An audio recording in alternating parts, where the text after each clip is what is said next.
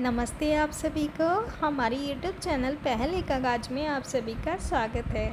तो चलिए आज हम पढ़ते हैं पर्यावरण से संबंधित। शुरू करते हैं। पर्यावरण शब्द फ्रांसीसी शब्द इन्वायरनर से लिया गया है, जिसका अर्थ है पड़ोस। मतलब आप अपने परिवेश में जो कुछ भी देखते हैं वह ही पर्यावरण है। वह स्थान, व्यक्ति, वस्तुएं और प्रकृति जो किसी भी जीव को घेरे रहती है, मानव को घेरे रहती है, वह ही पर्यावरण कहलाती है। यह प्राकृतिक और मानव निर्मित दोनों घटनाओं का ही संयोजन है। जैसे कि यह पर्यावरण वह हवा प्रदान करता है जिसमें हम सांस ले सकते हैं, हम पानी पी सकते हैं, हम खाना खाते हैं, और वह ज़मीन जहाँ हम रहते हैं तो वह पर्यावरण है। और मनुष्य द्वारा जब कार, मिल, कारखाने बनते हैं तो इस प्रकार मनुष्य प्राकृतिक पर्यावरण को संशोधित कर देते हैं। प्राकृतिक पर्यावरण का तात्पर्य है पृथ्वी पर विद्यमान जैविक और अजैविक दोनों स्थितियों से ही है। मतलब कि प्राकृतिक पर्यावरण में जैविक और अजैविक दोनों ही घटक होते हैं। जीवीय सजीव प्राणियों का संसार जैसे पादप एवं जीव जंतु। अजीवीय क्या होते हैं? जो जीवीय तो वो होते हैं जो कि पादप और जंतु होते हैं, प्राणी होते हैं जो जीवित होते हैं। और अजीवीय यानी कि निर्जीव पदार्थों का संसार, जैसे कि स्थल, मानव पर्यावरण मनुष्यों के बीच गतिविधियों, रचनाओं और अंतःक्रियाओं को प्रकट करता है। भूमि, जल, वायु, पौधे और जानवर प्राकृतिक पर्यावरण पर निर्माण करते हैं।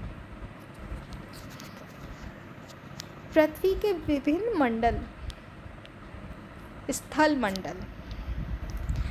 मंडल पृथ्वी की ठोस परत या कठोर शीर्ष परत है। यह चट्टानों और यह विभिन्न भू आकृतियों जैसे पहाड़, पठार, मैदान, घाटियाँ आदि के साथ एक अनियमित सतह है। भू आकृतियाँ महाद्वीपों और समुद्र तल पर भी पाई जाती हैं। तो ये क्या कहलाता है? ये स्थल मंडल कहलाता है। खनिजों से भी बनी होती है स्थल मंडल, और यह मिट्टी की एक पतली परत से ढकी होती है। स्थल मंडल वह डोमेन है जो हमें वन, चराई के लिए घास के मैदान, कृषि के लिए भूमि और मानव बस्तियों को प्रदान करता है। यह खनिज संपदा का भी स्रोत है। स्थल मंडल यानी कि स्थल जमीन, भूमि होती है जहाँ वन, चराई के मैदान, कृषि होती है, और यहाँ खनिज भी स्रोत होते हैं।